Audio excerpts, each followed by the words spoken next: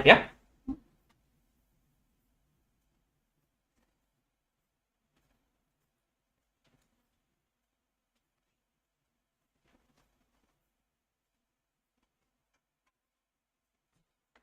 Hey guys, you guys can hear me fine?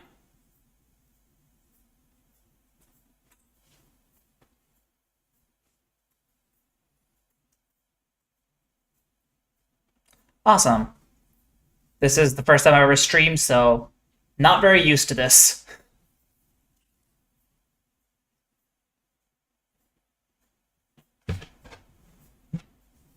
I guess we can wait a couple more minutes just in case a few more folks over from Blue Sky or Discord will be joining. I guess before starting the stream, I wanted to mention that I just enabled channel memberships, and if you would like to directly support me without having to worry about ads and other stuff like that, you can pay a tiny fee of, I think, $2 or something like that. And for now, you'll just get a few perks. I'm working on adding more perks to it. Right now, it just has a little badge and early access to videos. And that's a really great way to support this channel. Besides that, yeah, I guess I'll just get started on looking at the playtest. I haven't looked at anything from... I guess I've got spoilers here and there, but I haven't looked at most of this playtest, so I don't actually know what I'm getting into. I just know I'm excited for the Runesmith class because I really wanted like a artificer-like character in Pathfinder for a while, and the inventor just doesn't scratch the itch for me. So yeah. One moment.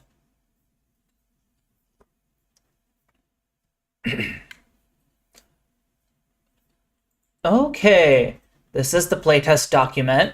I know it's available in Demiplane too. I just don't like looking at Demiplane's UI for some reason. It just doesn't work for me.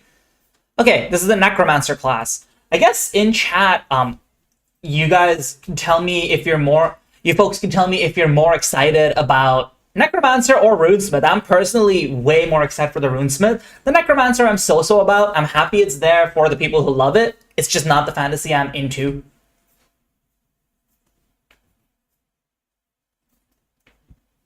Oh, and before I forget, I believe before the stream started, there was a channel membership from a user account, James something. I forgot the last name, but big thank you for what I think is my first channel member. If somebody else has joined the channel before and it just didn't show up, then I apologize. You must be the first channel member, but I think that's the first one I've seen.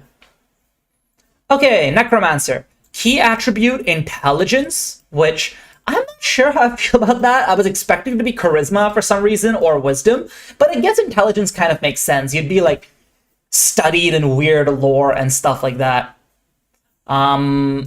Saving throws, fortitude, reflex will, trained on occultism, simple, trained in light armor. Okay, it's a caster with 8 HP and light armor. And this is something I already knew, the spell list, and I was very excited when I first heard it. It has the psychic spell progression, and I guess for the folks that aren't super familiar with Pathfinder, I don't know how familiar every viewer in the audience is, but psychic-like spell progression basically has half as many spell slots as a typical spellcaster does, or even a quarter, depending on the exact level of spellcaster compared to, which frees up a lot of space for unique, powerful abilities like the Psychic's Amps. So I remember when I heard the Necromancer would be a full progression spellcaster, I was worried that that would mean it's like an Oracle or like an Animist, where because of how many spell slots they have, they don't get to double down in their theme that much. Yeah, that's true, Floyd. I guess anyone who is catching the stream would be very familiar with psychic progression. I don't really need to elaborate on that. You're right. But yeah, I'm really glad they are using psychic progression because that means more space, more power budget for just cool necromancy features. Necromancy spellcasting, it's occult, and I believe it's prepared spellcasting, right? Yep. Yeah, it's prepared spellcasting. Again, I wasn't expecting intelligence and prepared spellcasting, but it is really neat to have an actual factual occult spellcaster that is prepared, because so far we just have the Witch, and the Witch is a flexible tradition spellcaster, right? And it's just nice. Like, we finally have an occult prepared spellcaster. I didn't know that that was a design space they were considering. Cantrips. Oh yeah, their focus spell. No, focus. Sorry, what is this? The dirge. What is the dirge? Your dirge. Oh, the dirge is their spell book, huh? Oh, they have a spellbook mechanic. That is really interesting. I was expecting them to be prepared in the same sense that wisdom and the wisdom spellcasters are. So I guess Paizo is like if you're an intelligence-based prepared spellcaster, you have a spellbook or the familiar or now the dirge, and then if it's wisdom-based, it is you can prepare any of the spells in your spell list. That feels limiting because occult is already a relatively limited spell list. Like, I get the spellbook mechanic for arcane spellcasters, and honestly, on the witch, it can kind of feel bad if you're a divine or any occult witch does not resentment and you have to use this mechanic. But this class is locked into occult, so I don't know how I feel about the dirge. I really love the name dirge, though. Naming your spellbook after funeral songs makes perfect sense for the necromancer. Grave spells, grave cantrips. So these are the focus spells and focus cantrips for this class. And create thrall is their basic grave cantrip. Oh, okay, let me just go look at create thrall real quick. Where is create thrall? Okay, 30 feet, 1 minute. I've seen a lot of discussion about whether this is good, whether this is bad, and I've just not actually looked at it yet. So let's finally take a look. You create 1 thrall, 2, 3, 4. When you cast a spell, you can have it make a melee unarmed strike. It deals 1d6, heighten every 2 ranks, 1d6 damage. And the strike counts towards your map. So, Quagmire 26. The main reason I've seen people say it's not that good is because it consumes multiple attack penalty, and there are certain subclasses of this. Class that seem to recommend that you go into melee a bit, and I get that argument, but I think I agree with you though. Like, overall, this still looks like it is good. And yes, creating a wall as a cantrip does sound incredible. There has been some disagreement from what I've seen online that it's unclear if these things have a reflex DC. The question is, do you have a limit to the number of thralls you can create overall? They die in 1 minute, and they can't move. So you can't pre-buff before a combat with these thralls unless you're doing, like, create a thrall, kick down a door immediately after. But in combat, there's no functional limit. You can keep doing this as many times as you want. The fact that it's 1 minute and they can't move seems to be the real limit. Regarding Sleecegate's question, do I think prepared is better or worse with psychic progression? I would say prepared is better than spontaneous when you have so few spell slots, because the strength of spontaneous caster is encounter to encounter variety, and when you literally have the 1 spell slot at any given rank, it's not there, in my opinion, that encounter variety. Like, functionally, I would say a prepared spellcaster gets more variety if you have so few spell slots. I think spontaneous casters shine when you have 4 spell slots, like the Oracle and the Sorcerer, not when you have 2, like the Psychic. Okay, back to looking at this. So you can create a thrall, and you get the consume thrall. Is that... Okay, it's a once per 10 minutes, so it's not a focus spell. See, this is exactly the kind of thing I meant when I said being psychic-based, like, lets you... What's it called? Have weirder and more powerful features. Like, getting an extra focus point once per combat effectively is huge. Like, consuming a thrall to recreate that. Somebody on... I forget where, somebody on some social media was talking about how this whole class basically feels like a black deck in Magic the Gathering, and I have to agree. Like, it's like you create little dinky undead minions, you blow them up to hurt your enemy, you consume them to regain mana. It's great. Okay, these are your subclass options. Bone Shaper, you get the Bone Spear class feat. We'll look at the class feats later. You get Fleet, and your Thralls get flat checks to effectively crit succeed.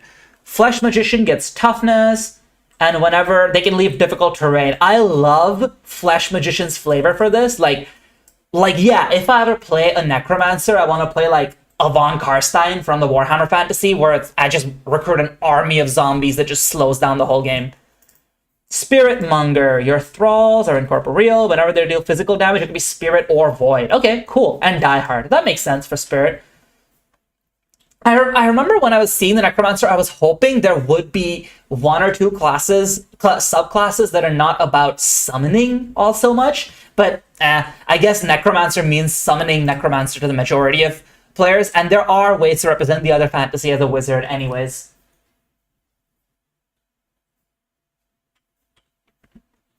Mastery of Life and Death. Oh yeah, people were hyped about this feature. You can use it to bypass Void or Vitality immunity, right?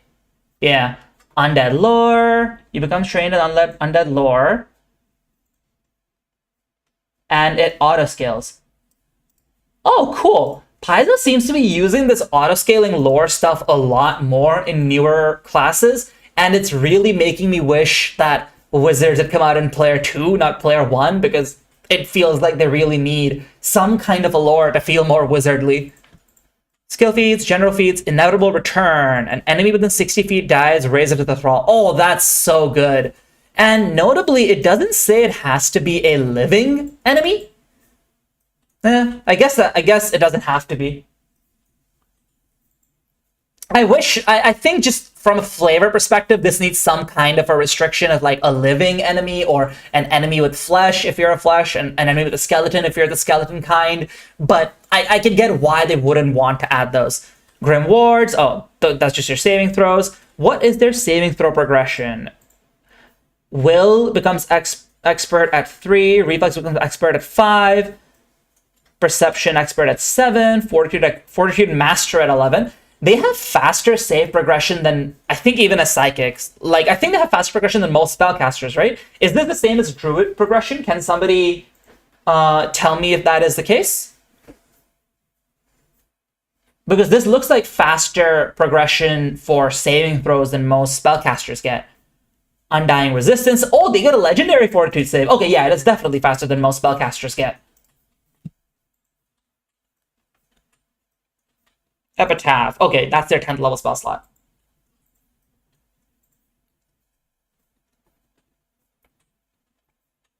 Legendary Necromancy. Okay, cool. So I guess, like any other spellcaster, not much in the way of class features. Still a lot more than you would expect from a spellcaster. I really like the inevitable return reaction. It just is cool. Okay, looking at the class feats. This is the... So, oh no, that's Bone Spear. So Bone Spear, Dead Weight, and... What is the Spirit Monger one? Life Tap. Bone Spear, Dead Weight, and Life Tap are the level 1 subclass class feats. You get a focus spell, you get a focus spell, you get a focus spell. Wow. Okay. Necromancer, focus spells. Bone Spear. Just looking at the chat real quick. It's E, E+, L, very strong progression, very fast too. What is E+? Sorry?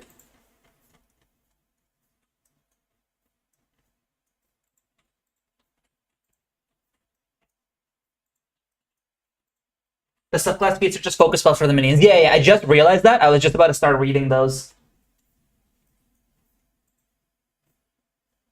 Bone Spear is a destroy a thrall, make a melee spell attack roll against the AC of each creature in a 15-foot line from where the thrall was. And the thrall, create thrall, does it? Where's create thrall again? Here it is. It can be anywhere within 30 feet. That's really neat. So you can use one action to create a thrall wherever... It's a line that doesn't have to originate from you. It's a line that has to originate from anywhere within 30 feet, effectively, if you just spend some time... Oh, I guess within 10 feet. Oh, okay. Still, that's really cool. A line that doesn't have to originate from you can be used to do AoEs around corners. It is attack roll AoE, and the map doesn't increase until we made all the attacks. Yeah, that's really cool. And what were the other ones? Dead Weight. You cause a thrall to launch itself and fuse to the creature. Ugh. That's disgusting. On a success, they will have their speed reduced. On a critical failure, they're grabbed. Okay. You can double dip the focus spells with natural ambition. Oh, do they have a level 1 feat to let you do that? Okay, let's see. Bone Speaker, you can record Reach of the Dead. Oh, I guess you could just pick the feat that you don't have. Right. It's like the Oracle problem. I don't like that aspect about how they're doing feats for focus spells. I wish they were subclass exclusive. I wish you couldn't just dip into the focus spells you don't have. Yeah, I agree with Nico. I think they should have a requirement. One of the big problems with the remastered Oracle is that the lines between the focus spells are quite blurred, like between the subclasses are quite blurred, and that kind of encourages you to find the subclass that has the least bad curse and then just pick all the things about the other subclass that you liked. And yeah, me too, Obscura. I hate flipping back and forth, but I think that's just a reality of formatting a book. Okay, Bone Spear, Deadweight lets you slow down an enemy. What does Life Tap do? I remember seeing a Reddit post from someone saying it's overpowered and not looking at it. What does it do? Strides up to 30 feet, then one adjacent creature, Fortitude save, drained 1 but recovers after a minute, and then you gain Why were people saying this is overpowered? I guess drained is quite... I think it's really cool. I think it's unique, and I don't know. I think it's just a really cool ability. I guess it is unusual. You're right. Like, drained is a hard condition to inflict at these levels. Nah, I don't know. I'm glad they're playing around a bit more with what conditions are allowed when. Okay, Bone Speaker. Oh, this... You can recall knowledge using undead lore on anyone who has a skeleton. Yeah, You can also use undead lore for forensics. Oh, okay, yeah, that's whatever. But yeah, I don't think this is okay, really, because these kinds of features I understand for the thaumaturge, the investigator. I don't think a necromancer should have a feature that lets you basically have a universal recall knowledge. Then what is Reach of the Dead? You can channel if your next action casts a spell. Oh, what? It's a free action. You cast that spell from one of your thralls that has a range. Your thrall, you calculate the range and cover from their spaces that the thrall is destroyed. That is really powerful. There is a psychic amp that does something very similar. Let me just check. But that's an amp, and that only works on cantrips. This is, yeah, Warp Space. The amp is called Warp Space. Yeah, this is stronger than Warp Space, and available 1 level earlier, but the only restriction is that it has to come from one of your thralls, which don't move, I guess. Yeah, the thralls can't move, right? Because in the base spell, there was nothing that let them move. So do they just stay still once you've got them?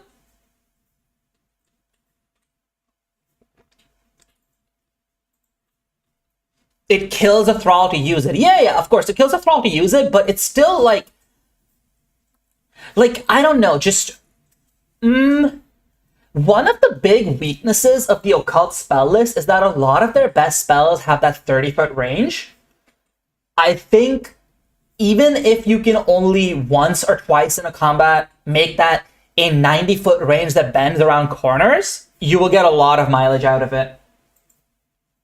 Anything that requires a thrall has a 1, 0.5, 0.3, 0.25 action tags. Yeah, I guess that's a reasonable way of looking at it. Yeah, okay, I guess this is not that powerful once you think about the fact that the thrall is destroyed and needs to be there in the first place, and needs to have been summoned into a useful place in the first place. Yeah, it's probably going to feel like a better reach spell. I think just as a safety measure, they should restrict it just to spells you get from like the Necromancer class, but it's fine. Conceal spell, that's standard. Oh, they get conceal spell. I think only sorcerers and wizards get that right now, right? And bards get a special version of it. Oh, it's witches, wizards, and bards get conceal spell. Okay. I guess that actually makes sense for a necromancer to want to hide their magic. Necrotic bomb. Muscle barrier is a grave spell, and then weapon familiarity. Okay, let's look at muscle barrier and necrotic bomb. Necrotic bomb is the 1d12 explosion, and this void damage is really good because starting at level 3, it'll be the better of void or vitality damage. What was the other one? Muscle barrier? Yeah. The thrall is split into pieces, flung towards a willing creature, granting the creature 10 temp HP. Ugh. I have a friend who plays in a D&D 5.5e campaign with us, and like the flavor on this spell matches the kind of gruesome descriptions he gives his artificer. My character has a policy of not allowing him to buff her.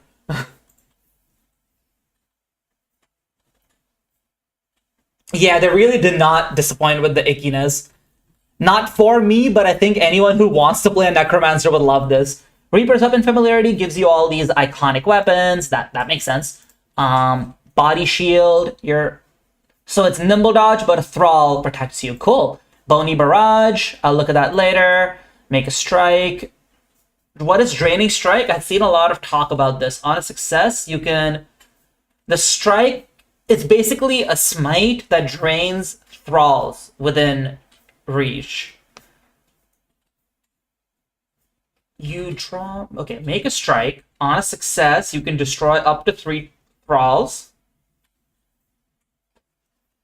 Yeah, this is incredible. I had seen a lot of people be like, oh, the Gish necromancer is not gonna work nicely because you need to summon your thralls before you do this. And it's just like, you probably already have thralls out. You're a necromancer. Even if you don't, like the fact that the thrall adds to your multiple attack penalty is not that big a deal. Like you can either do thrall attack plus this for like a reliable chunk of damage, or you can summon the thrall, not make the attack, use this while consuming the thrall, and it's basically like a power attack for a spellcaster. That's really cool.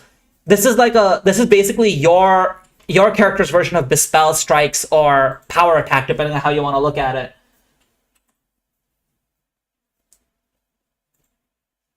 Yeah, this is really cool. I don't know why people are saying this ability might not be that good. And it's only on a success, so you never lose a thrall unless you already knew you were gonna hit. And yeah, if you chose a flesh subclass, you look at difficult terrain. Although, I think people in general just underrate how good difficult terrain is, because it's just one of those things where you don't know its impact, because its impact is always based on all the things that didn't happen in a combat. Like my best use of difficult terrain were basically invisible because the enemy didn't do the thing I was trying to prevent them from doing. Bone Burst makes a range attack. Oh. Okay, so it's reactive strike, but with a save, and okay, it can disrupt the action. That sucks. I was hoping a critical fail would disrupt the action, because critical fails against a spell save DC in a single target sense tend to be so rare anyways. I think it's really safe to let that disrupt, but I get why they wouldn't do it. Reclaim power, consume a thrall, gain 10 HP, disrupt to 4, gain. Okay, cool. If you destroy 5, you could reduce these conditions if you destroy 5 thralls in total. How easy would it be to destroy 5 thralls at this point in the game? It's feat 6. Next level, you're about to get expert proficiency and be able to summon 2 thralls at a time. This is a feat that is probably mediocre at level 6, but by the time you reach higher levels, it's going to feel incredible. Zombie Horde, I'll look at that later. Conglomerate of Limbs, I'll look at that later. Osteo Armaments. You create a +1 striking weapon. It can have mundane ammunition. What does the Decaying Rune do?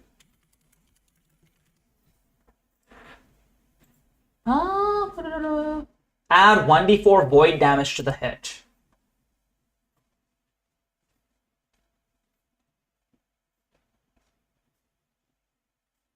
Looking at the chat real quick, and you still get flanking because it's strike, it's under disruption. Yeah, no disruption on that thing, it seems. Free healing out of combat. You're right, it is free out of combat healing.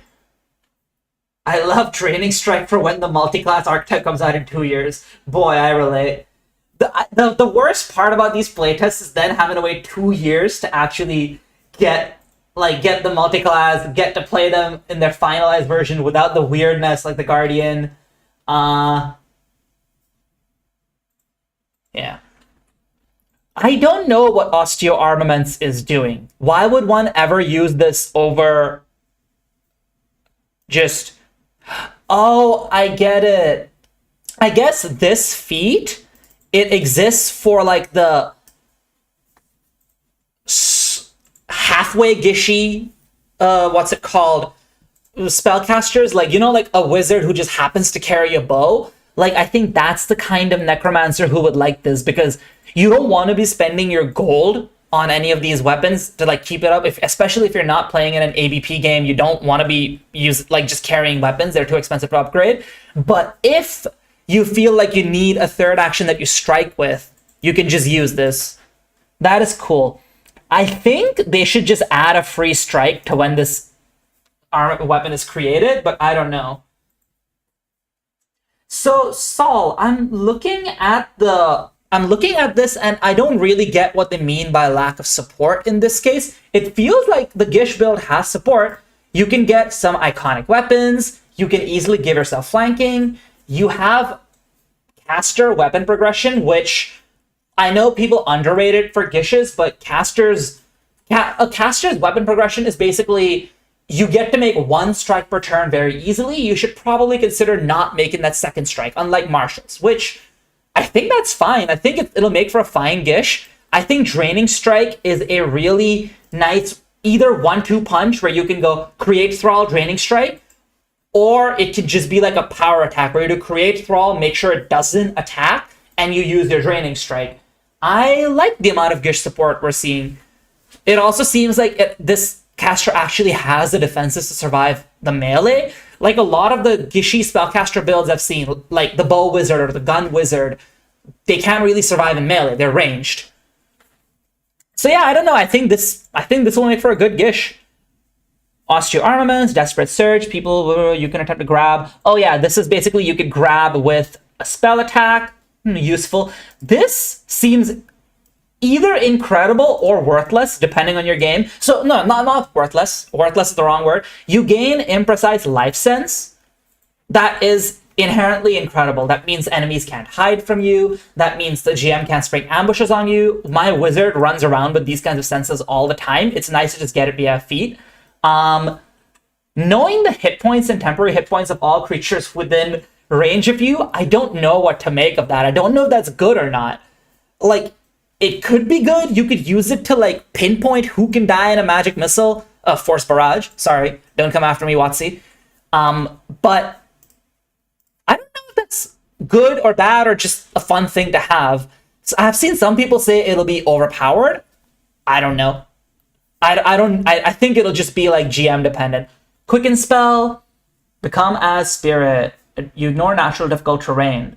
Oh, cool. You can move through unwilling creatures. That's cool. When you destroy a thrall, you gain resistance. Oh, that is so cool.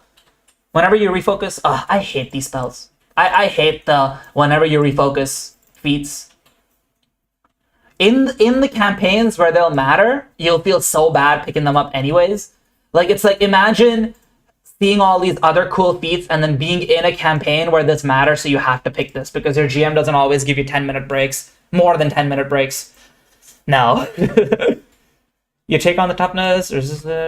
Cool. Resistances. Whenever you destroy a thrall, this bonus to speed increases to plus 20 feet. It's a plus 10-foot status bonus to your speed. Level 12. Wizards and druids will have been doing this for like the past 7 levels because of Tailwind. I guess it's good. You could double it too. Oh, whoops. I accidentally changed the formatting. Yeah, I think this feat should just be earlier, honestly. But I guess it's at level 12 because all of the other ones are at level 12. I think the Reinforced Skeleton should just be earlier. It can help you identify the level of creatures outside of combat by knowing their HP. Oh, that is a good point, Sliske. Slisk. I really don't know how to pronounce names, huh? The big thing is people say weapon progression is just standard mage. Yeah, I know people say the weapon progression is just standard mage. It's just, I don't think standard mage progression is that bad. Like, I am currently playing a wizard, and I use my third action to shoot a bow all the time.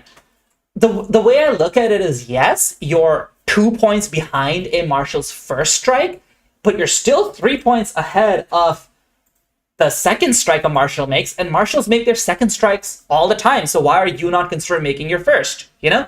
And you're a Gish, so you don't really need to make that second strike. You can do strike plus 2 action spell, or strike plus 1 action spell plus retreat, or any combination thereof. Or sustaining a spell for that matter. So I think mage weapon progression is fine as a basis for being a Gish, and I have seen multiple mages who just use weapons all the time. It works. I've seen a druid do that. I've been a wizard who does that. I think it just works well. Recurring Nightmare, that's focus spell. We'll look at that later. Desperate Revival. Oh, cool. Each living creature has 60-foot emanation. Oh, I'm not a fan of this. Reviving yourself and then you hurt all your friends too?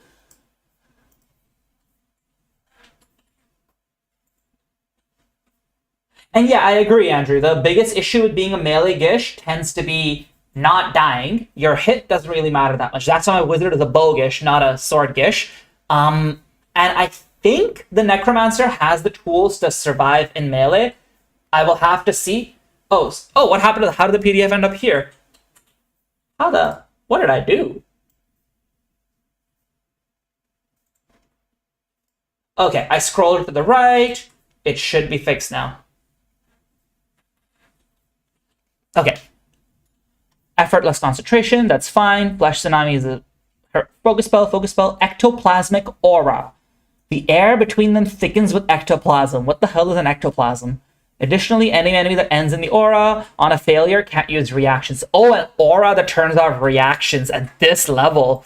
That is big. High level enemies have some really messed up reactions that this might stop. And since it's... And you get a +1 circumstance bonus to AC all the time. Wow, that is cool. I think this might be my favorite of their feats. Like, from a power standpoint. I think from flavor, they have a lot of great feats, but this is just such weird and cool design space. Like, freely turning off reactions is incredible. Massive animated graveyard. Okay, so there seems to be grave spells that I'm guessing give them more and more thralls at any given time. Additional 10th rank slot. Again, not the biggest fan of these feats. They feel like such must picks sometimes, the additional 10th rank slot ones, especially on a 2-slot caster. Perfected Thrall. You learn the Perfected Thrall focus spell. Okay, let's look at the focus spells. Bind Heroic Spirit.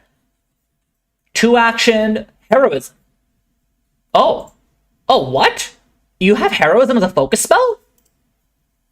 But only on yourself, I guess. Whenever you successfully hit with a strike, create a thrall that is adjacent. When do you get Bind Heroic Spirit? Level 18. Yeah, this is incredible.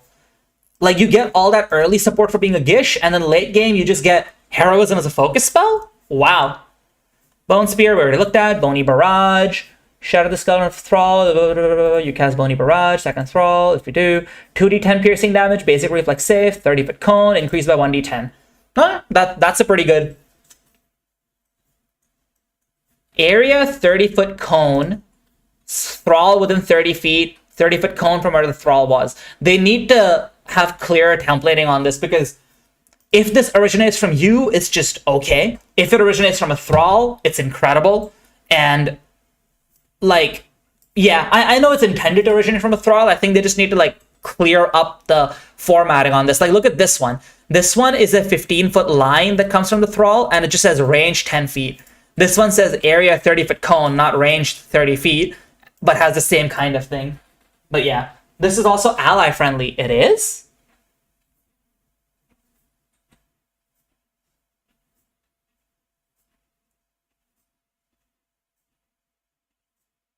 Wait, effortless concentration doesn't...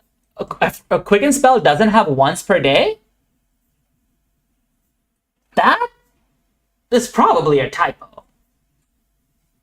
Oh, the second half is if When you cast Bony Barrage, you can shatter a second thrall to cover your allies in bone armor. Oh, I see. That is really cool, especially because once you have Expert, you can summon 2 thralls and then use one as a point of origin, the other to protect your friends. That is great. A 30-foot cone of damage that you can flexibly place wherever that will never hit your friends is incredible. Kineticists are in shambles. Conglomerate of Limbs. Huge Thrall, 40 HP. Whenever enemy begins his turn, it must succeed or be grabbed. Oh yes, this is exactly the way I like the flavor for multiple summons to be done, like the way the thralls are being done. You have one basic thrall that just makes attacks or can be exploded, and then this one can grab. Subsequent rounds you can sustain to have and move. This is exactly how I think multiple summons should be done. I hope they use this to make like a shepherd druid kind of class one day, because that is a fantasy I wanted to play for a while, and I don't ever play it in 5e because I like my friends. And yeah, Obscura cooking casting doesn't seem to be once per day. That has to be a typo. I'm sure the feedback is gonna rip them apart for it, so it's good. Flash Tsunami, destroying it, 60-foot cone. A 60-foot cone that comes out from your thrall. Okay. It feels like these need to have prerequisites of the subclass, right? Do they? Let's see. Bony Barrage doesn't have a... They need to have a prerequisite, in my opinion. Like, Flesh Tsunami from the Skeleton Necromancer doesn't make sense to me. When you cast Flesh Shooter, 10-foot... No, that's really cool. Life Tap we already saw. Living Graveyard. Gargantuan Thrall with 400 hit points. Okay, so there's a set of focus spells that give you bigger and bigger thralls instead of letting you summon many of them.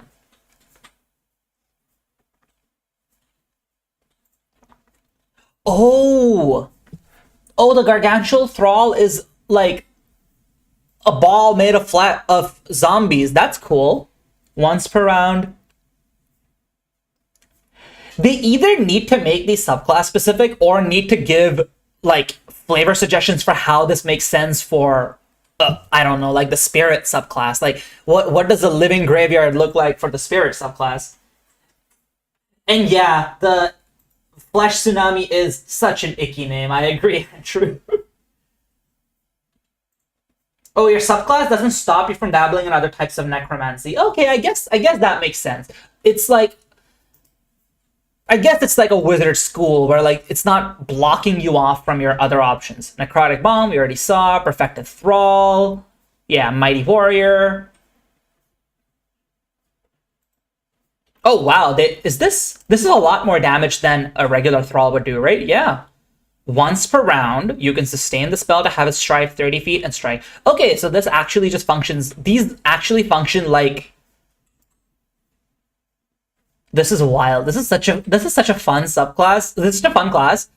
I was not a big fan of the flavor when I first heard that it's coming, but now I kind of want to play it.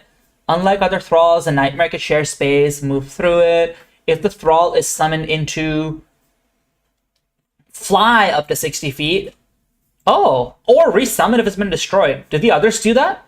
No. Oh, so the recurring Nightmare can be resummoned if it's already been destroyed. If this Thrall is summoned, will save, become frightened 1. Focus 7. So you get that at level 14.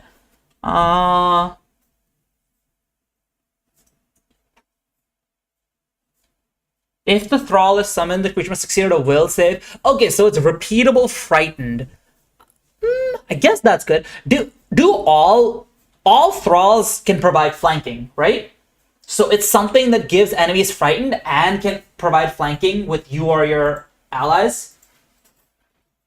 Awesome, yeah. Okay, I was about to say, like, if this just does frightened, then this is just a horrible version of Dirge of Doom. But if it can be used to provide flanking as well, then I think that makes sense.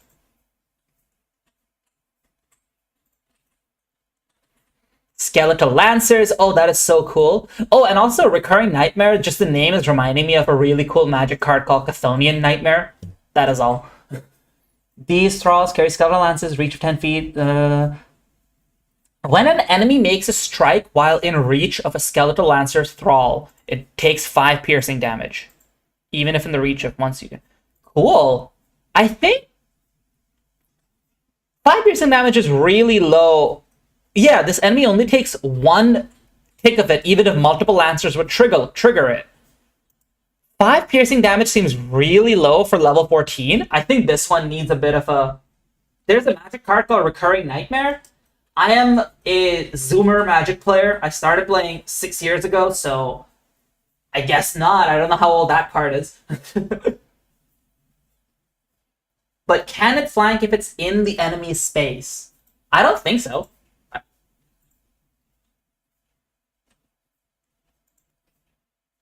Yeah, I think the Lancer, maybe it needs more damage on a basic save, or maybe it needs less damage, but multiple Lancers can do it. Like one of those.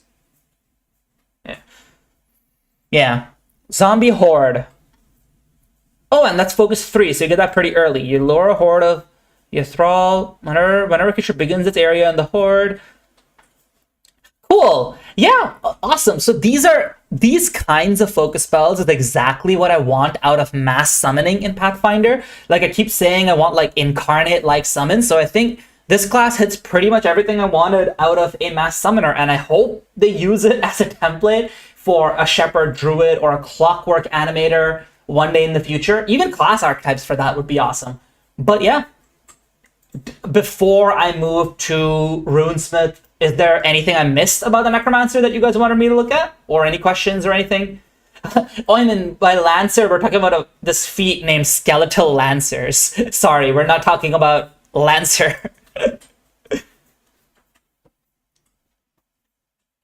Oh, so Ash, you're hoping that this is like this playtest is them veiling the fact that they're planning on making a larger mass summoner kind of class, and that this will be just one archetype for it. If they're pulling that bait and switch, I'll be so happy, because I want to play a shepherd class so badly. It's definitely not, but we can hope, like we can be Delulu.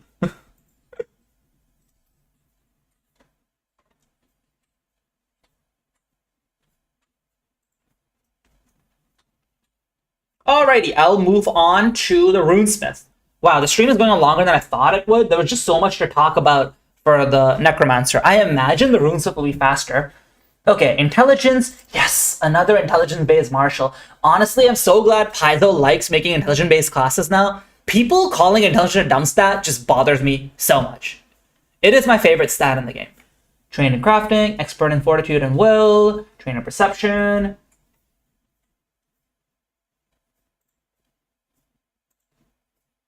Is there anything in particular that makes Scythe good for the class? Let me look at what a Scythe does.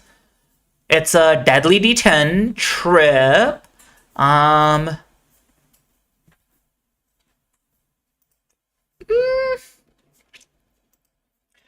I don't think there's anything particular that makes Scythe better than other weapons. I still think it'll be a good weapon. It has trip, which can matter because you have so much difficult terrain kind of stuff, and those area damage spells, like the beginner turn takes some damage kind of spells. Yeah, I don't think there's anything particular that makes Scythe better other than flavor.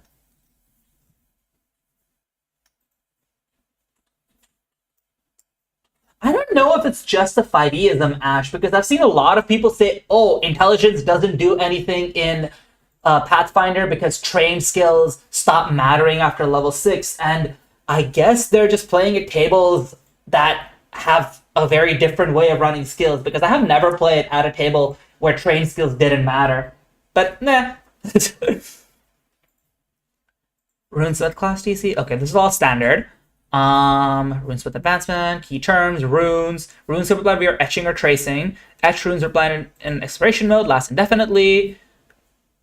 Invocation. An invocation requires you to be within 30 feet. The rune fades away after. Diacritic. I remember hearing about this, and I'm so happy. So, a rune that applies to another rune is called a diacritic. A diacritic, for those that don't know, is like that modifier you put on top or bottom of letters in English. In like Latin American languages, the Latin alphabet. There are other forms of diacritic in other languages, but it just looks at those accents in Latin languages, and they just tell you how you're supposed to pronounce a letter. Like if you say or ah in a letter. Like for example, if you say the word construct or you say the word construct, there is a diacritic over the O telling you how you're supposed to pronounce it. English removed those diacritics, but it's still there. Either way, a rune that modifies other runes are called diacritics. And I think that alone, like I can just stop reading here. I'm happy with the class. I don't need to know anymore. Okay, attribute boost, initial proficiency, runes of their creation. You can apply special applying runes. Etched. Etched is out of combat. Traced is in combat. Tracing rune is 1 or 2 actions. You have a hand free. It has manipulate. I don't know how I feel about it having manipulate. I know it makes flavor sense. It probably sucks to get a reactive strike out of this. I guess it's fine. Like maguses exist and they're a fully functional class. I don't know. I feel like it needs to lose manipulate, even though I know it makes flavor sense for it to have it. If you spend 2 actions, you draw it in the air and it shows up within 30 feet. I was thinking about that, Quagmire. Will calling it runes confuse people with the runes that already exist? And I want to have faith in people and say, no, it won't, because spell level, item level, and character level are things that were called the exact same thing for 5 straight years, and people managed to get through it. So I'm hoping they'll manage to get through the runes too. But joking aside, yeah, it might be a little confusing. Like maybe somebody will come to the runesmith and expect it to let you give your friends free +1 striking weapons. I don't know if that is a rune. But what's it called? Yeah, maybe it'll be confusing at first. There's a feat to remove manipulate from it. Well, then I don't think it needs to be a feat. I think it should just be baseline to this action. I don't think something so extreme as like 10 to 20% of your enemies just randomly being able to turn off your what's it called main gimmick should be something you need a feat to remove. Then again, I guess rogues and swashbucklers and investigators don't even get a feat to remove precision damage immunity. But invoking runes. Invocation. Whoops. If y'all heard a loud buzzer, that was my dryer. And if you've been hearing what sounds like a helicopter this whole time, that was also my dryer. I apologize. Invoke rune. It's an invocation. The rune then fades away. And each rune has an invocation entry. Cool. Runic magic. True Rune of Thunder is a primal rune. Some runes have any rune that doesn't have a tradition trait.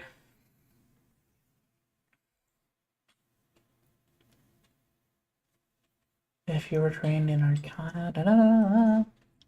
Wait, what? So do you need to have that corresponding skill to use that trait? Some things that affect spells also affect runes. Abilities to casting spells or protect against spells also apply to tracing or invoking. Any rune is the same level as you. That makes sense. Similar to spells, many runes get more powerful. Ah, Runesmith has the kineticist problem. Of course it does. Okay. Runic repertoire. You learn 4 runes.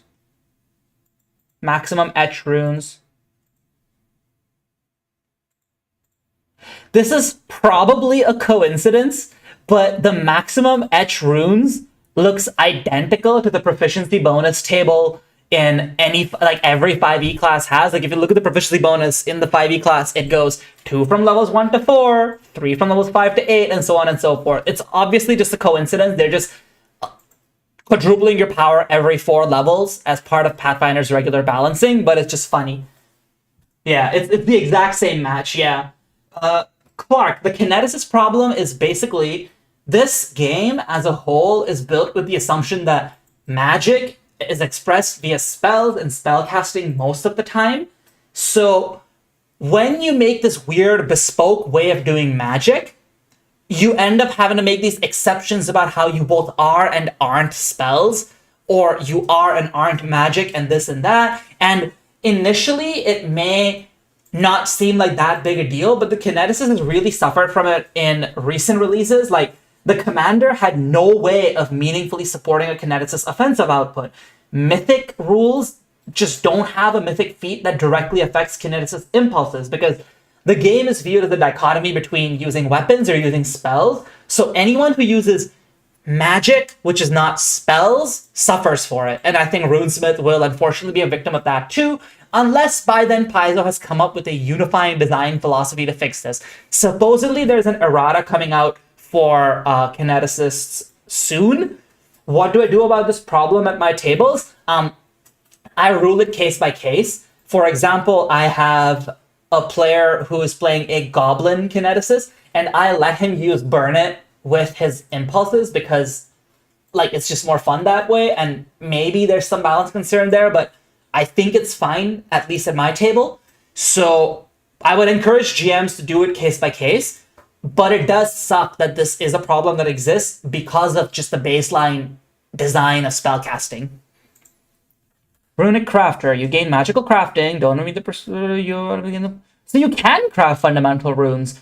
So I guess they named it Runesmith because, like, you are just extending the same things you were doing with the, what's it called? The fundamental runes. Oh, hey, the goblin kineticist I'm talking about messaged me and said, I am that goblin kineticist. I guess he's watching the stream too.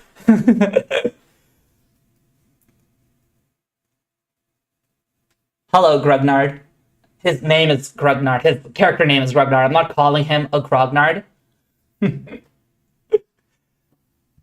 You practice your runes, skill feats, general feats, smith's weapon expertise, runic optimization. You deal 2 additional damage with the weapon bearing the striking rune. Then 3... Wait, is this just weapon spec? Don't tell me this is just weapon spec. Oh, it is just weapon spec reflavored. Damn it! I thought this was something cool and new, but it is just weapon specialization reflavored into something else. That's lame. Never mind.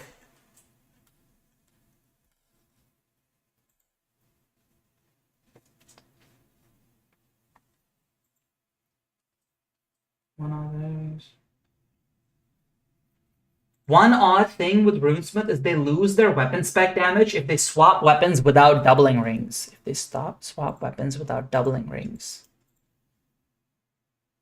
Oh my god, you're right. Yeah. You lose your weapon spec. Like, if you switch from, I don't know, a +2 greater striking main weapon to your backup weapon, which is +1 striking, you're gonna lose 1 damage from your weapon specialization. Yeah, I get why. Is there a balanced reason to make their weapon spec worse than everyone else's instead of just making it come later or something like that? I don't think so. I think they got lost in the sauce with the flavor here, but I don't think they should lose the damage like that.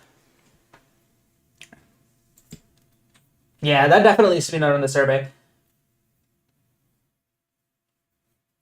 They're surely gonna fix kineticist in the next errata. I hope. There's been no update on it since the Commander playtest. Like, back then, I think Michael Serra just made an offhanded comment on the Paizo forum saying, we have something planned, and I think somewhere in the Discord they explained that they just plan to treat the impulses as strikes, and if that's all they were gonna do, I think the most basic impulse, the channel elements, if that is all they plan to do, like, I think it just needs more than that, but yeah. I think they need a more all-encompassing solution for magic that is not spellcasting. And really, if there ever is a Pathfinder 3rd edition, I hope they just move away from spellcasting as a subsystem and give more classes unique magic, like the kineticist. Okay, backup runic enhancement. You're not a spellcaster, you can cast Sigil at will. Ah yes, you're not a spellcaster, but you can cast an innate spell at will. Once per day, you can cast Runic Body or Runic Weapon. I guess that one does make a lot of sense. And notably, this one auto-heightens. So there are certain levels where it's better to have Runic Weapon than a greater striking rune at the same level, right? So I think, and I guess with this included, that weapon spec problem becomes less of a problem as well. Engraving strike. Make a melee strike. On a success, you trace a rune onto the target of a strike. Also, what ancestry is this iconic? And what is on their shoulder? Is that a hyena?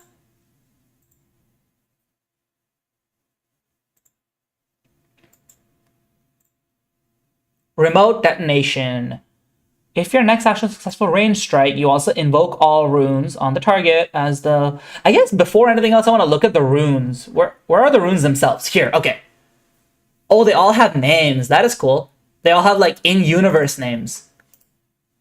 Atril, Rune of Fire. The bearer's fire resistance reduced by 6. Immunities are unaffected. Invocation, make it take 2d6 damage. Okay. Heightens every 2 levels. The kineticist player is in shambles. Why do Runesmith get to heighten every 2 levels and kineticists don't? On a successful strike, 2d6 slashing damage. Do most of the invocations just do damage? Oh no, okay, they don't.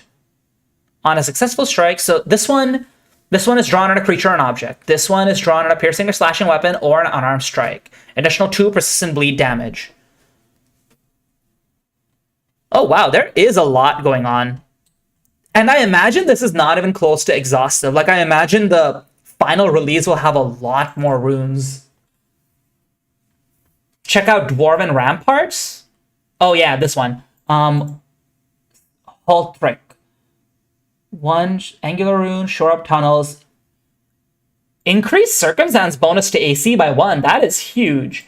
Invocation. You raise the shield bearing the rune as if the rune bearer had raised the shield, and the shield retains the increased circumstance bonus until the beginning of the creature's next turn. You can raise a shield for somebody else. That is really good, right? Is that really good? I don't know how good that is. I feel like that's something that... Also, it has the dwarf trait. Does that affect anything?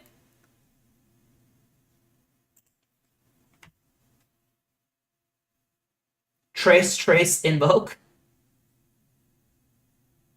Oh, like you mean just like the blasting meme where you just trace twice and then invoke? Yeah. Is the damage... Oh, the damage is only to the bearer. Okay. You can invoke multiple runes at the same time. Yeah, it's all runes within 30 feet or something like that, right?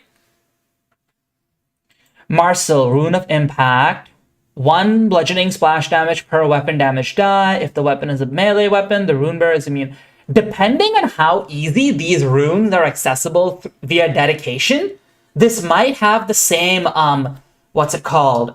Exemplar problem, where as a level 2 feat, you can just pick up maybe 1 or 2 runes, etch them onto your weapon out of combat, and then just do extra damage while just never bothering to invoke them. Like, you just use this as extra damage, and while the damage itself is way overrated, like, I don't think Exemplar Dedication's damage is all that great, like, all that incredible, the other things, the ones that are not damage, are what can be a little weird, and this might produce the same problem, depending on thing.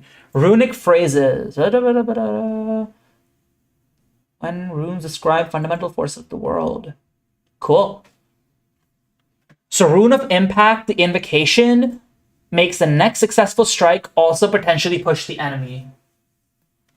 I bet runes with dedication can only draw the temporary version of Rune. You'd think that, but they didn't put such a restriction for the Exemplar dedication, so who knows? Like, I don't know if they missed these interactions with Exemplar dedication or didn't believe them to be problematic. While the shield is raised, it also has a +1 status bonus to physical range attacks.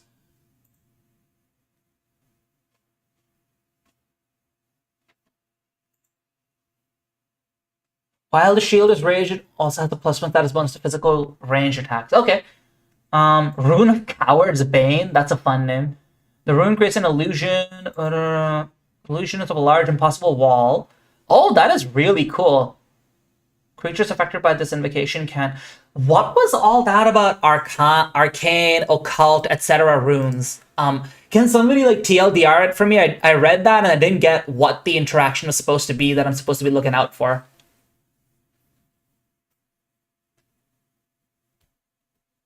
Rune of Illumination, sheds bright light, or dazzled when you invoke. That is cool. The fact that it's each creature is... This feels strange because I would like to be able to take this rune, put it on a friend. Oh, emanations can exclude their point of origin. So I can put it on a friend and dazzle all their enemies and then exclude them from the emanation. Okay. There are some rune combos with feats later that depend on opposite spell traditions. It does nothing by itself, but if it has no trait, you can add one if you know the skill. Got it. So there's some combinations that are favorable.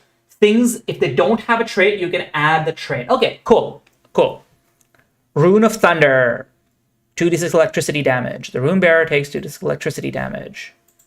Does it heighten? Oh, again, heightens. It's just under the art. Okay, I was like, did they forget to heighten this one? Dealing 1d4 electricity damage. If the bearer does not take a move action at least once on its turn... Oh, this one's a really cool one. I love this rune. The damage increases by 1 and the invocation damage increases... Oh, so it increases by 1, not by 1d4. That feels odd. I feel like I should increase it by 1d4, right?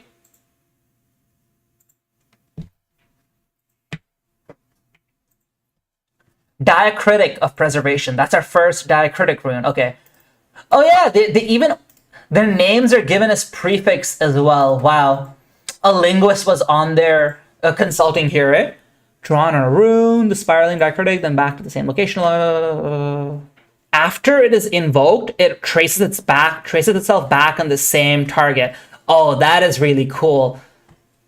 Take the Rune of Illumination, trace it, like give it the Sun rune. It can trace itself back after it's dazzled or blind. Does it blind? Oh, no, just dazzle. Once it's dazzled everyone within a range. You can basically use these runes to build your own spellcaster. I love this. Draw on a rune that deals damage. When the base rune, it gains a status bonus equal to your damage modifier, but only for invoked. Okay, not bad. Rune of Homecoming. Circular mark. The target gains a 15-foot bonus to status speeds. That's 15-foot status bonus to speeds. To their speeds. This is... But only when their movement would end closer to you than they started their turn.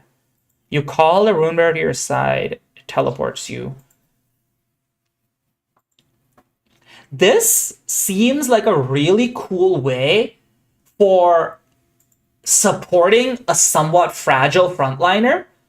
Like if you have like a I don't know, rogue or swashbuckler, somebody who typically doesn't tend to have a shield or shield block available. I know they can, but it's like just flavor wise often don't. This would be a good way to like let them dip in, do a bunch of damage, and then just let them stride out. Oh, this is also really good for like a kiting strategy that doesn't already have a status bonus. Like give this to a ranger. They can run in, do a twin takedown, and run out easily. That's really cool. Okay. Diacritic. When the base rune is evoked, its damage within a 15-foot burst centered on another. Okay, so this is a modifier to the damage runes that you can make AoEs out of. Cool.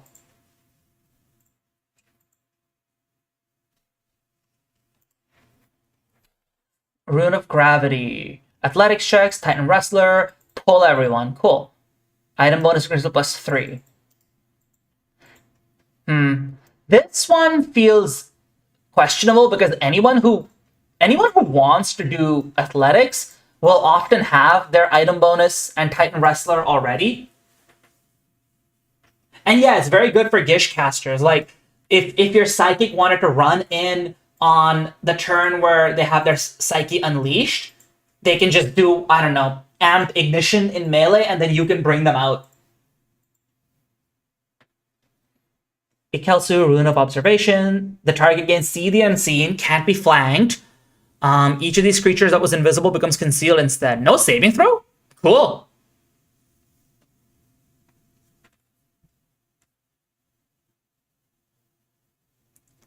Yeah, I agree, Cheese. It seems like a lot of the people are like focusing on, oh, I can use this to do 40 d6 damage in a turn, but I don't know how realistic it is to constantly do the 46, like how much damage. Maybe with the feats it's more consistent, but it feels like the real combos are like teamwork based, and I think that's just really good. Like just really good in general. Alchemist problem: giving people item bonus doesn't work as well because they're already building towards that. Yeah, exactly. Like I think they should just make it a +1 item bonus that stacks with other +1 other item bonuses. It just feels like that's what the alchemist should have too, and what this rune should have as well. Because yeah, like anyone who wants to be using these things will just have their own item bonus. Rune of Corruption. The base rune gains Unholy trait. Ooh. It burns away 1d4 fire damage. Okay, cool. Rune of Dragon Fury. Does it give them a breath weapon? Does it give them a breath weapon? No, it doesn't give them a breath weapon. 0 out of 10. Whenever a creature strikes or steals, causes them to become off guard. That doesn't... I guess that's... Whenever a creature strikes the rune bearer or steals from them, the steals is basically never going to happen, but strikes, they'll become off guard. I guess that's good. It's a free way to give your ranged allies off guard, and casters off guard, and that is incredible because they don't matter from flanking. Yeah, I think this is really good. Oh, the dragon's flavor is what's it called? Because that's why the stealing. Okay, that makes sense. Sorry, I lost my train of thought. Do they have to hit the strike? I don't think so. Usually it says hits or successfully strikes if they have to hit, but I'm not 100% sure. Somebody else who is a wording master from related to Paizo stuff can verify that for me.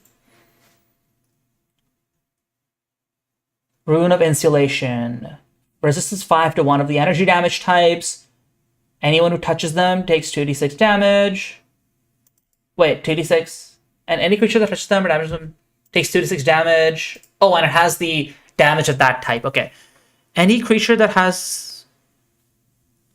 Oh, that is a good rune. Oh, that is a really good rune. You can upgrade someone's armor to also give them an additional chance to escape from restrain. Wow, something finally catching up with acid grip and rescuing your friends from restrained.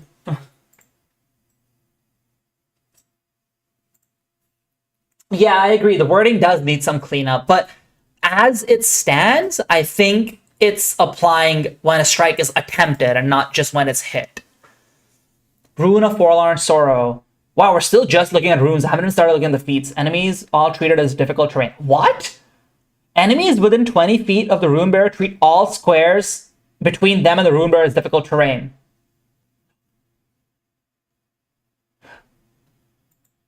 Wait, how does all squares... So if the rune bearer is standing here and the enemy standing here, is it just this straight line that's difficult terrain? Can they go diagonally like this? I guess then they're doubling the amount of movement they need to use anyway, so it still works. This seems incredible. If I were a runesmith, as soon as I reach level 9, I would put this on a mid-range spellcaster, like a bard, because bards have to stay within 30 feet oftentimes for occult spells or for their Dirge of Doom, or say a psychic or an elemental sorcerer. They always have to stay in that 30-foot range, which can be awkward for spellcasters. I would just put this rune on them every single time. If you want to move closer to the spellcaster, it's difficult terrain.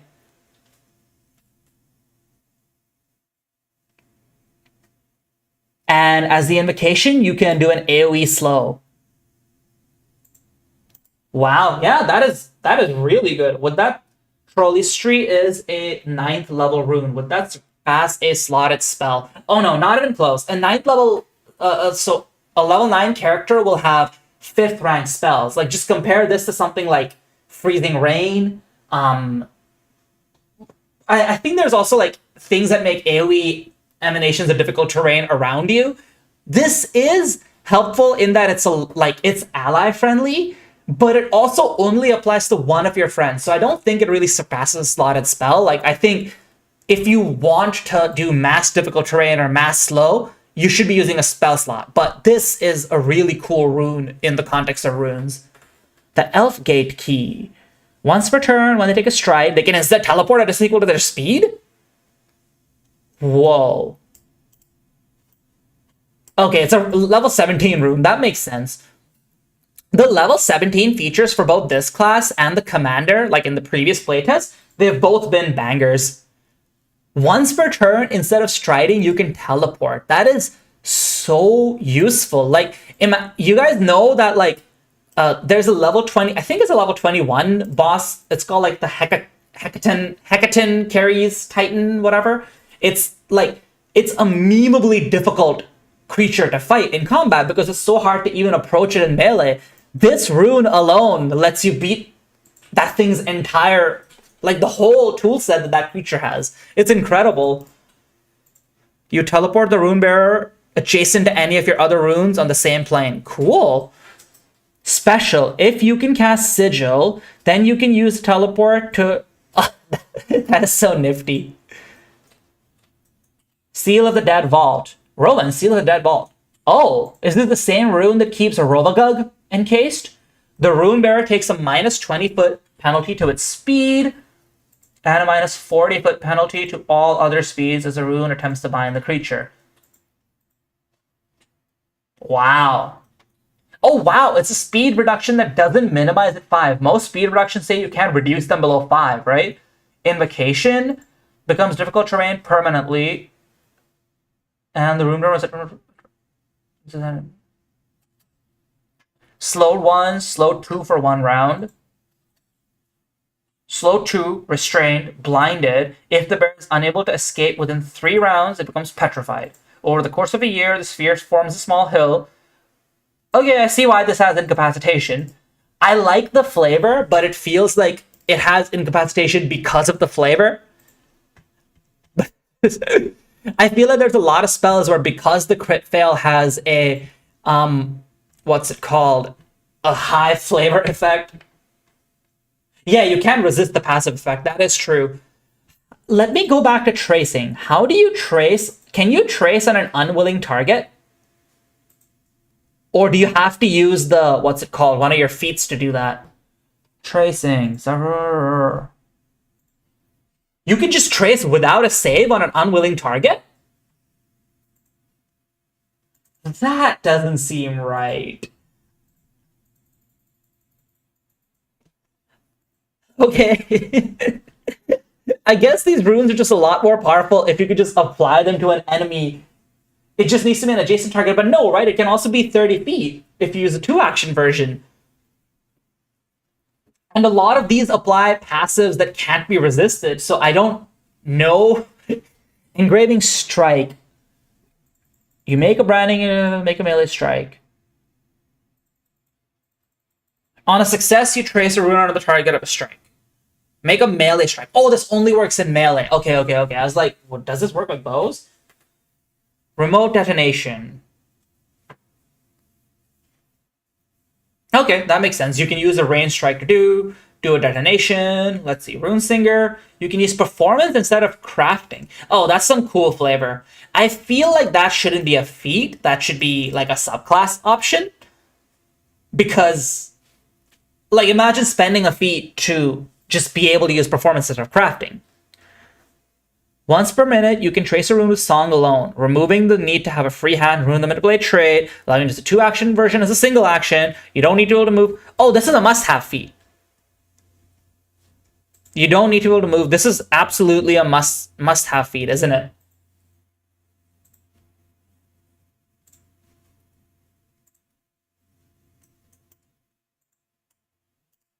The Rune Singer option is just so much better than a baseline Runesmith. I don't think it should exist, or it should be embedded in the base class. And this also amplifies the problem we were talking about earlier, that, like, if you could trace all those runes without the enemy having a chance to resist them, like, you could just give the enemy a minus 20 or minus 40, whatever foot status penalty without the enemy trying to resist them, and it's just like, now you can do it as 1 action from 30 feet away? Nah, that makes no sense. I don't think this feat should exist. You raise a shield and trace a rune on your shield. Cool. Invisible ink. You use... This class is incredibly cool. Like, this is everything I wanted my Artificer Battlesmith to be, but in practice, the Artificer Battlesmith is just like a bag of boring magical items, whereas this moves away from boring magical items and gives you interesting stuff, especially if they're also going to expand this list of runes, like they often do after playtests. Runic Tattoo. You'll never choose one rune. The rune is always etched and doesn't count towards your maximum limit. Cool. Cool. Smithing Weapons Familiarity. You have familiarity with hammer, pick, knife, weapon groups. I guess this is how they're doing the iconic weapons thing, like how back before the remaster, wizards would have like quarterstaff, dagger, etc. specifically as weapons rather than being simple or martial. I think they should just be embedded up here. I know they removed those. Like, it should just be in here. It should not be a feat. Same for the Necromancer's Greatsword or Scythe or whatever. It should just be here. And if it's a little confusing to have trained in 4 or 5 specific weapons that are not those, so be it.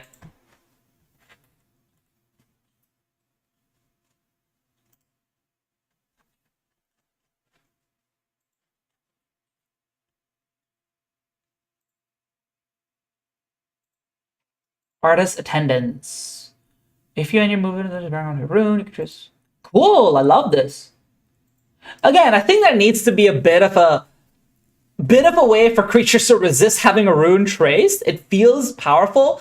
I will if I end up playing in a playtest for this, I want to try a Runesmith just to see how busted this actually is.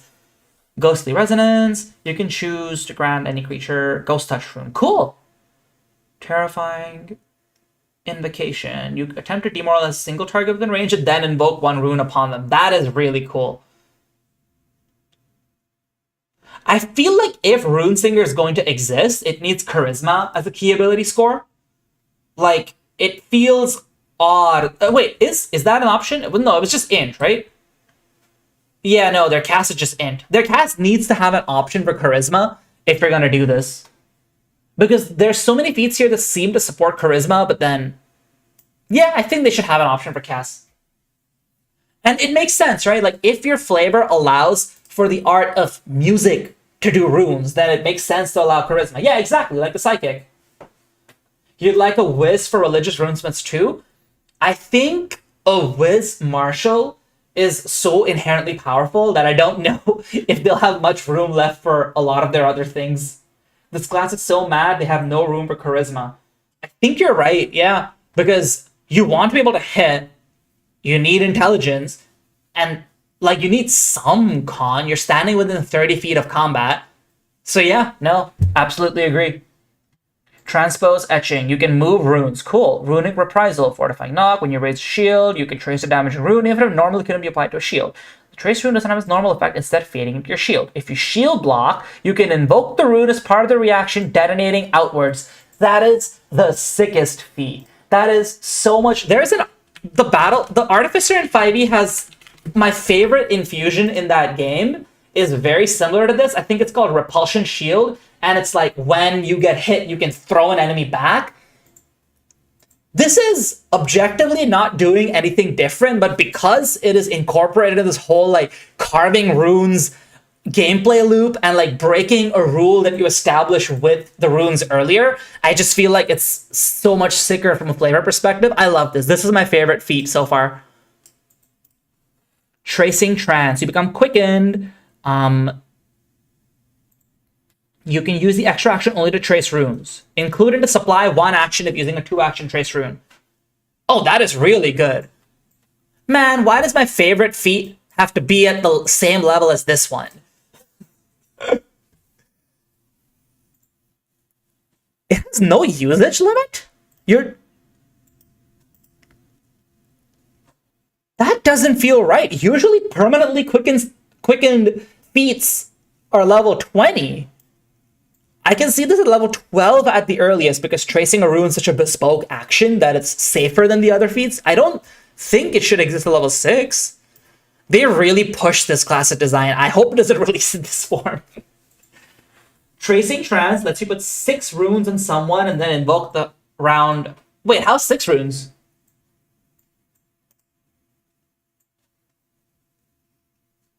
I thought you get 1 extra action. How are you gonna go above 4 runes total? 4 on round 1, 2 round. Oh, right. Got it.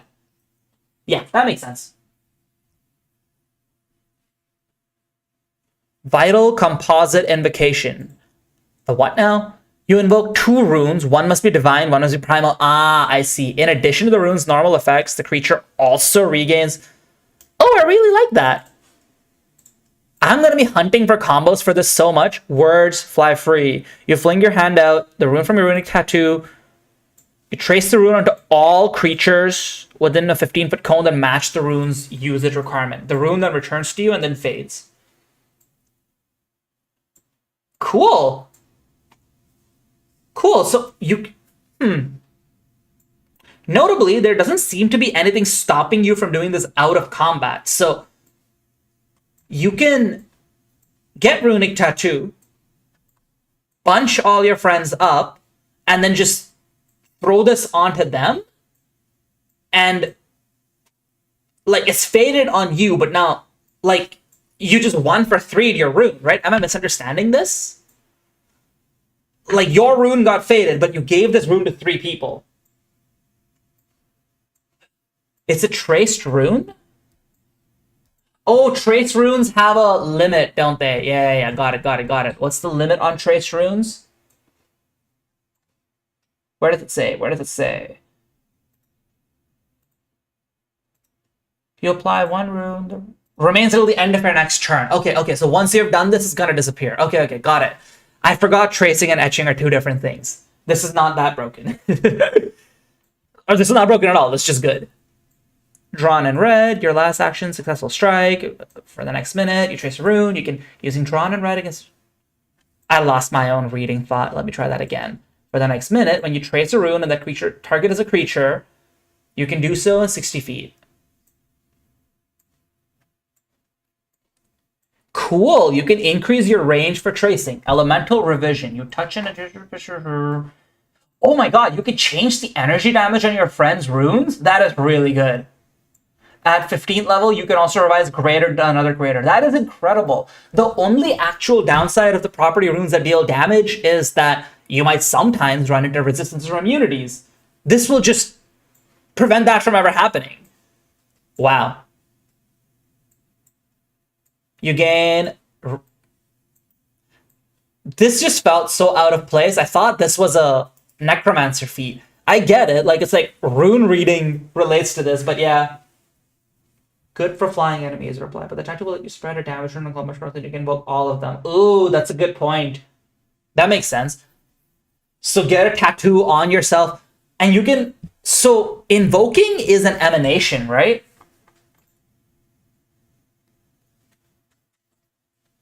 Oh, you choose each rune you... Yeah, so you just never invoke the one that's on you until you need to. Chain of words. 2 different rune bearers, a chain of... Oh, wow.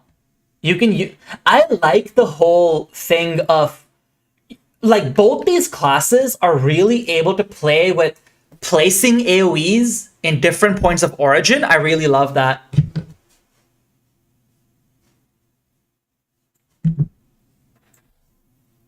Creatures can... On critical failure, they're also restrained. I would like something a little extra on failure for this. Like, 5d6 force damage is not that great for this level. Even for an at-will ability. It's not an at-will, it's a focus point ability, effectively, right? Once per 10 minutes. Yeah, I would like something a little more on a failure too, but it's pretty good still.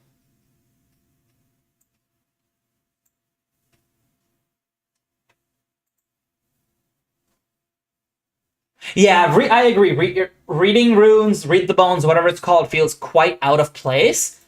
Maybe if there was one lower level feat that like just telegraphed this one's existence, it would be cool. But yeah, clashing composite invocation. So is this occult and arcane? Oh, arcane and divine or occult and primal. Oh, that makes sense. So this is, you're doing a composite of enemy things, because if you look at the 4 essences, arcane and divine share nothing and occult and primal share nothing. That's cool. The target must Also a second one. Oh wow, after all that cool flavor about destructive magical harmonics, you're a second one. Okay. I feel like this happens a lot when reading feats in Pathfinder. It's like the flavor text describes basically a tactical nuke, and then you read the thing and it's just a -1 to some ability. Overloaded ammunition. During a daily prep, 2 pieces of ammunition, explosive ammunition. Okay, cool. Explosive ammunition. Astral composites. Is this arcane and occult? Yeah. You invoke 2 runes of your choice on a single creature. So the composite invocations seem to be decided by what essence they share. So the vital composite invocation heals, and you do it by primal and what's it called? Divine. Primal is matter plus life, I believe, and divine is life plus spirit. So the intersection of that is life, and then you heal people. Clashing is based on things that have nothing in common. And then astral is arcane plus occult, which is arcane is matter plus mind, and occult is mind plus spirit. So this is a mind related invocation, and that's why it stupefies enemies. That's cool. I like the little flavor of that. Stupefied 1. But again, yeah, like all you're getting is stupefied 1, stupefied 2. The vital is by far the best of the composites I've seen so far. The clashing is decent, I guess. I don't know how I feel about astral at this level. Like, spellcasters can stupefy enemies so much more easily at this point. Is Louise Loza known for really flavorful feats or something like that? I'm not very familiar with their design. Distant invocation. You add 30 feet to the range of your invocation abilities. Oh, cool. So just generally. And notably, it's add 30 feet. So if you use the drawn in red thing, your range will become 90 feet. Cool. Expanded glossary. You get 2 more runes. Boring. Probably a very good feat, but boring. Dance of Bloody Ink. You invoke a rune, melee weapon, strike with a weapon. On a hit, you can step and strike with the same weapon. Oh, it's a 3-action activity. If the second strike hits, you can trace a rune onto the target. Both attacks count towards multiple attacks. This feels like it is baiting for that, like, the meme of the guy jumping over a railing and wiping out at the end versus the one that just steps into a pitchfork. You all know the meme I'm talking about, right? This just feels like it's so many steps going on. Invoke a rune. Make a strike with that weapon. If you hit, you can step and then strike again. If your second strike hits, you can also trace a rune. But none of them have multiple attack penalty. That's actually really cool.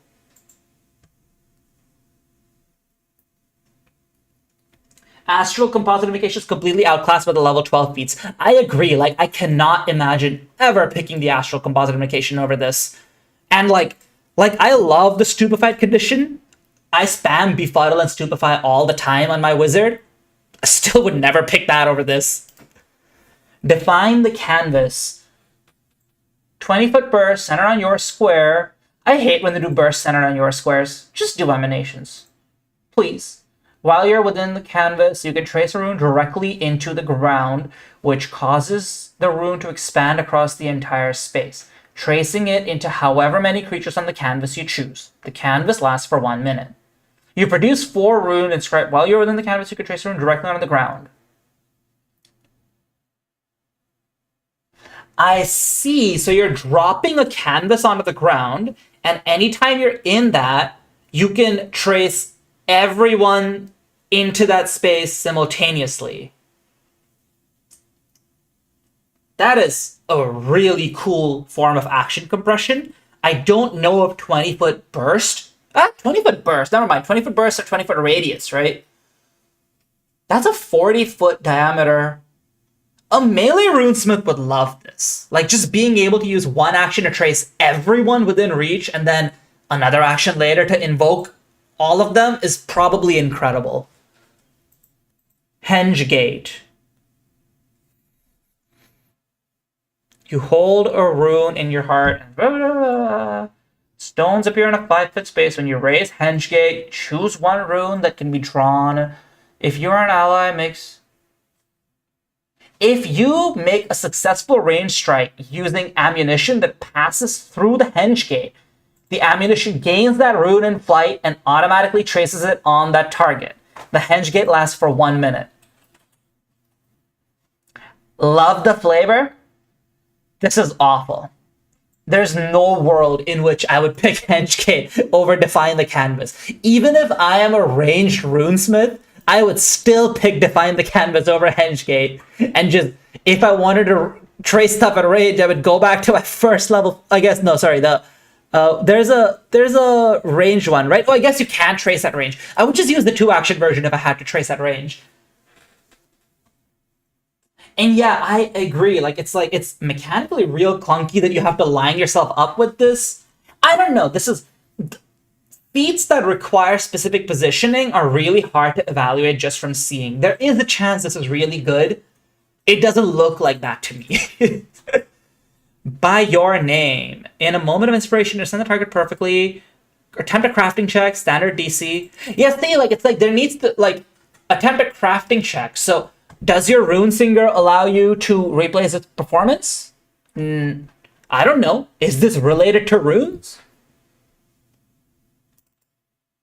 I feel like instead of related to runes, it should say for a runesmith class feat. Because I don't know if you can replace it with performance.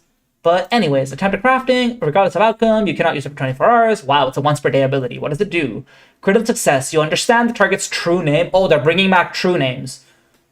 You can add that true name as a diacritic rune. Hengegate with a gunslinger or ranger because it's you or an ally. Oh yeah, Hengegate is... Wait, how would you take it on a gunslinger or ranger though? It's a level 14 feat. You can do it on a dual class, right? Oh, I see. You mean if you're a party member of the gunslinger or range. Yes, that is a use case. And a gunslinger or even a ranged fighter will have the accuracy to land these runes very effectively. I don't know. Maybe I am underrating. How big is the thing? 5 foot space. The fact that it is... So it's 2 stones? It's 2 stones. And anything that passes between both stones. Right?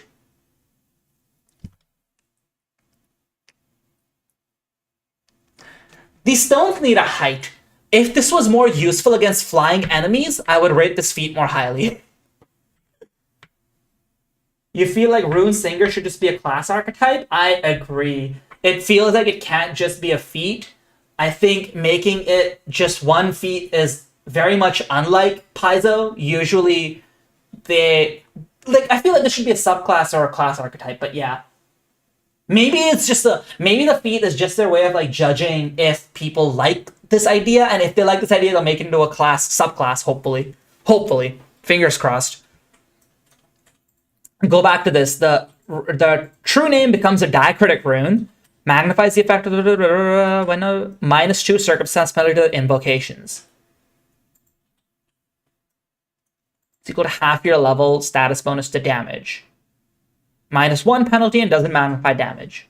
That is pretty cool. Wait. Oh, it's once per day for that target, and then once per hour in general. Okay. You must know the target's name is definitely a restriction. I don't know if that should exist. I think it's fine if, without that requirement. Maybe the requirement should just be your target must have a name. You can't be using this on just random bear number 3. But I don't think you should need to know the target's name. It's a really cool feat, though. I like true names. I've never seen I've never seen an implementation of it that feels as powerful as they're advertised as being. But yeah. That needs the rare trait?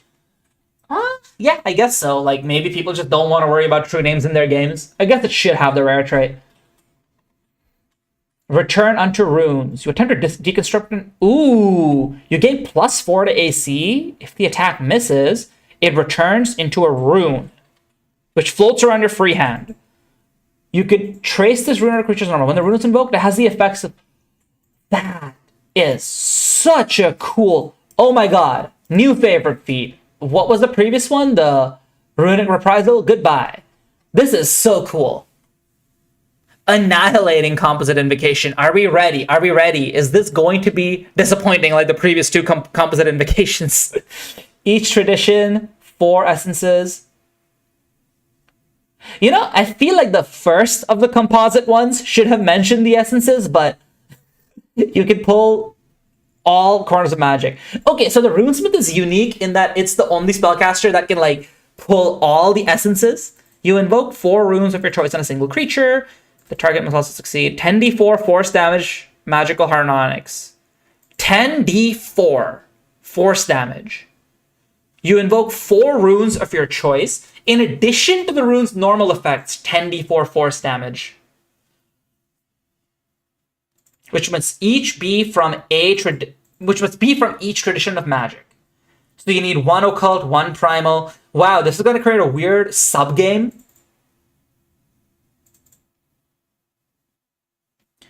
I don't know. I'm finding it really hard to evaluate if this 10d4 is actually good or not. I think it's good. I think since it's... Wait, what's the action cost? Is it just me, or is this not listing an action cost?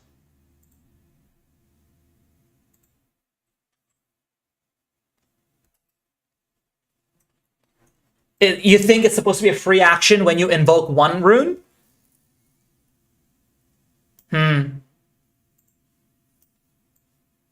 Yeah, I think this explicitly needs to be given an action cost, but I think this is a really good feat. Like 10d4 force damage on a basic fortitude on top of whatever 4 runes you just invoked. Seems really cool to me.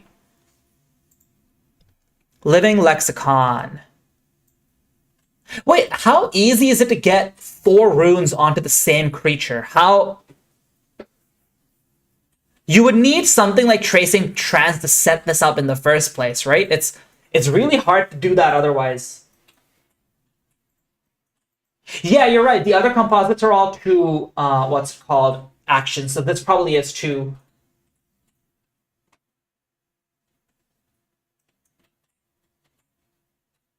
Yeah. Forge new word. You create a rune and add it to your... Name the rune. The rune is effects of any 1 spell that is common, of 4th rank or lower, and costs no more than 2 actions to cast.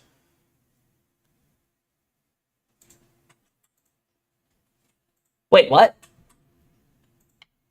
Wait, how do you make just a random spell work as a rune? That is really cool. I just don't understand how it's supposed to work.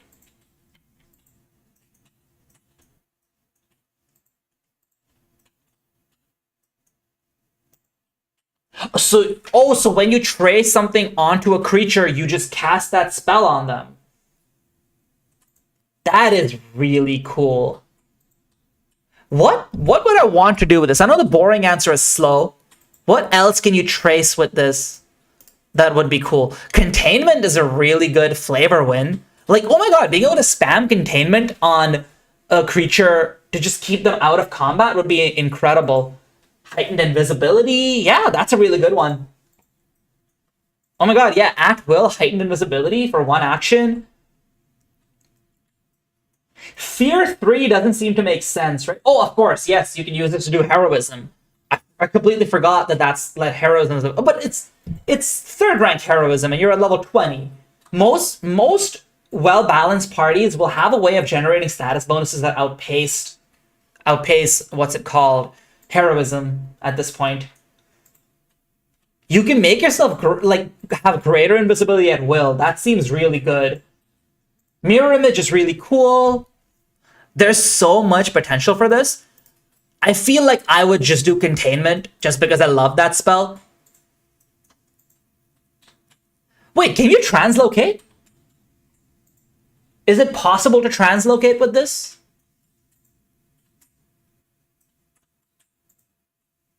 If it's possible to translocate with this, that is really cool. I just don't know mechanically how that would work. Like, would you get a 1 action translocate out of it? Does translocate target?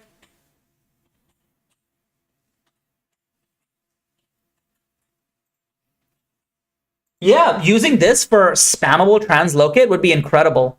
Shades of meaning. You know, 1 or more diacritics, blah, blah, blah, blah. You find that you don't consciously need to draw. Whenever you etch or trace a rune, you can also choose to apply 1 diacritic. That is really cool. I would probably pick that over Forge New Word, but Forge New Word is really cool as well. Wow, I'm really impressed with the Runesmith subclass. There's a few, sorry, Runesmith class. There's a few rough edges where I think they need to rework on the balance, but man, this is really cool. This is everything I had hoped the Artificer in 5e would be, the Artificer Battlesmith specifically. The Artificer is weird because it's like the Artillerist, the Alchemist, the Armorer are just like three separate classes that have all been put into the Artificer. And then the Battlesmith is what I wanted the Artificer as a whole to be. And this is really like so much better at filling that fantasy. I love it. Yeah, I guess that's all for today's stream. You guys have any questions?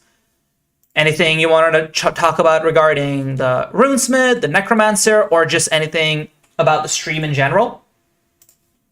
Or the channel in general? I think all other playtests have mostly been interested in one of the classes, two in the case of APG. This is the first two-class playtest where I'm excited for both. I agree. Initially, I was just excited for Runesmith, but after reading the Necromancer, I am feeling really good about the Necromancer, and I kind of want to play it.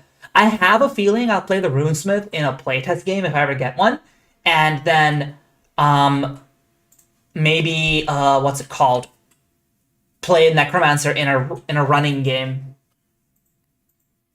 I love the shield support on the Runesmith. I think etching. So my love for the Runesmith archetype is mostly coming from playing Total War Warhammer, where initially they didn't have great Runesmith support, and I used to like I love playing dwarves in that game, and I just missed like on the runes that they had in the tabletop, and then they created what's it called a full subsystem where you can craft your runes, give everyone specific runes, and there's lots of unique things you can do as a dwarf with runes, and this is hitting every note of that flavor. And like the shield support is part of it. Like I think etching runes into your shield to make them better, to throw enemies back, to damage enemies is really cool. I hope they give more of it because it feels like there were only a few feats with that, but yeah. Oyman, you and your dual class addiction. Yeah, I agree. Paizo cooked with this one. Making a super shield was the strongest of the low-level runes. Let me go back to the low-level runes. That was the whole thing, right? Whole trick. Yeah, increasing the AC of a shield is really good.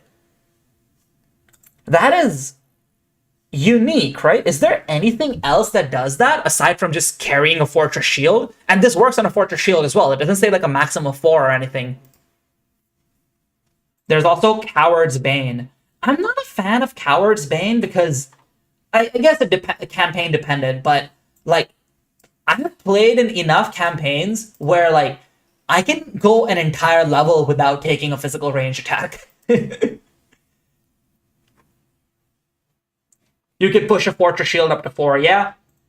You could put both on the same shield. That is true, yeah. Out of combat, you could just etch them. And at higher levels, you will have enough free runes to be able to do this.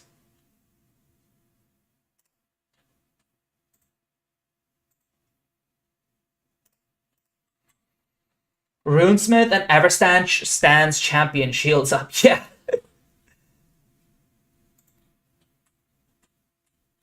Subscription-based runes incoming. That'd be so funny. I imagine they'll probably errata something like that, like in terms of obtaining runes as a service. But you don't know. Like, I feel like in a few of the newer Paizo releases, they've been more lax about stopping this kind of stuff. PF2E feels so constrictive at first blush to me, but they're really pulling it to their will. Yeah, I agree that PF2E appears constrictive in terms of design space at first. I think once you like really get a hang of it, it has a lot of cool design space. As long as you don't mess with a foundational pillar of the game, you can kind of do whatever you want. The game is really easy to homebrew in my opinion. I've homebrewed a ton. Weird idea. What if the Runesmith is the way Paizo remasters Soulforger? I don't know what Soulforger is. Is that a Pathfinder 1st edition thing?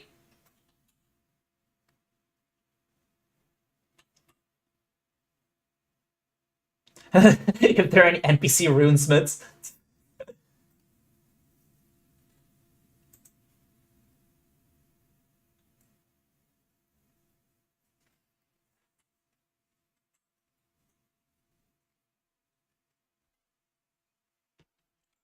Oh, Soulforger is a 1E archetype. I did not know that. Oh, sorry, 2E archetype. I did not know that. What does it do? Soulforger, summoning a weapon. Oh, okay. Secrets of Magic is weird.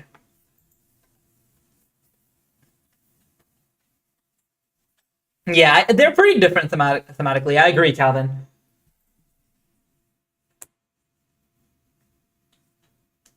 The blue person with the purple energy shield is from Secrets of Magic.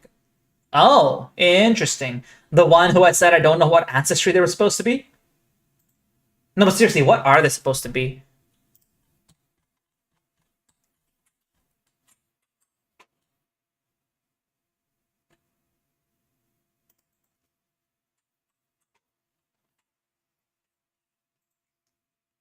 Hmm.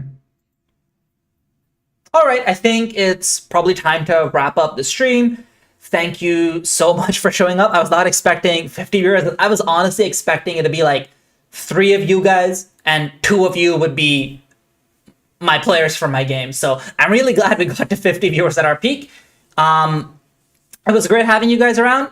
I keep saying guys, having you folks around, and hopefully I do more streams like this in the future. I find that they're a little more relaxed because I don't have to script too much, and it's okay if I just kind of blabber a little bit. It's just 50 solid accounts with the same guy, if only. No, but I recognize a few of y'all's names from other social media.